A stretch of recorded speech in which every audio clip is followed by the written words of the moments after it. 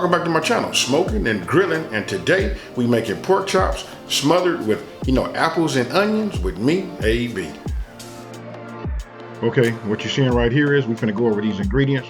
I got the apples right there, of course. Obviously, I'm using green. I like the green apples, and I had onions. That's unsalted butter. And then as you guys can see, as the ingredients, as I show them, the name comes up and the quantities, so it makes it kind of like, easy to follow. So if you're writing this down, that'll help. And also for the full recipe, it will be linked in the description box below. All right, so there you go. You see chicken broth. What else we got? We got thyme, rosemary. Again, you can see the amounts right there on the screen.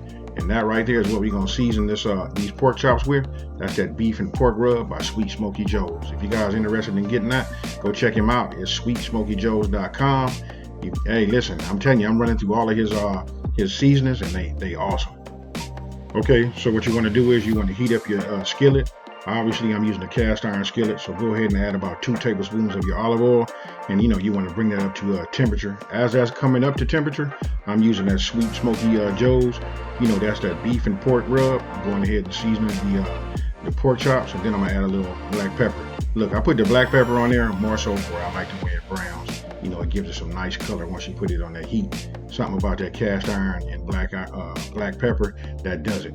So then once everything is up, you want to go ahead and put them in there. You want to put it seasoned side down, and then you want to repeat, meaning you want to put all your seasonings and everything on top. Then you want to go ahead and cook them for about 3 to 4 minutes on each side. Now remember, you just want to brown them, and again, about 3 to 4 minutes until you reach that desired color that you like. And then once you have that, you can go ahead and just flip them again. Make sure you got them. You don't want to cook them all the way because we're gonna bring them back. Once you achieve the color that you're looking for, go ahead and just put them on the plate, and we're gonna set those aside. Now, as you can see, those right there were browned perfectly, and you can see they're starting to release some of the juices inside just from that little bit of resting. So now go ahead and add your tablespoon of unsalted butter to your cast iron skillet or whatever type of pan you're using. Go ahead, after that melts, then go ahead and go ahead and add to it your onions and your apples. And then sprinkle a little bit of that thyme and that rosemary on there. And that right there, listen, what we want to do is we want to keep working it back and forth, keep it moving. Now it's up to you. If you want to add another tablespoon of butter, you can. I did, you just don't see, me when I done it. But 1 tablespoon is good. I just like that buttery taste with it also. And then right now, after that, once you get everything moved around, go ahead and add your chicken broth. And then just go ahead. Once you get it back to a simmer, that's like in between a simmer and a boil right there, go ahead and reinsert your pork chops. Now, if you're doing 4 pork chops along with your apples and onions, you're not going to be able to probably find the bottom of your cast iron skillet or whatever pan you're using. It's okay. Just find a flat edge, move stuff around, and then you can lay the pork chops right on top. But that right there is what we're looking for. And then you want to maintain, and stay on top of those apples. You do not want them to be mushy. So I kind of like moved them around and then checked them, just to make sure that they were just, getting steamed. I like them soft, but not mushy.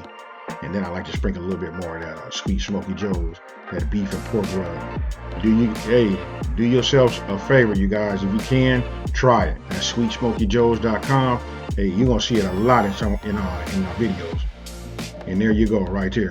Apples, onions on top of pork chop. So I hope you guys like this recipe. This is just showing you guys just another way, that you can make your pork chops. It doesn't always have to be fried or nothing like that. You can just go ahead and pan fry these, get those onions, sauteed along with those apples. And you want to talk about pairing, this is it right here. So if you guys are new to my channel, and like what you see, go ahead and remember to subscribe, smash that like button. And with that being said, you guys, I'm out.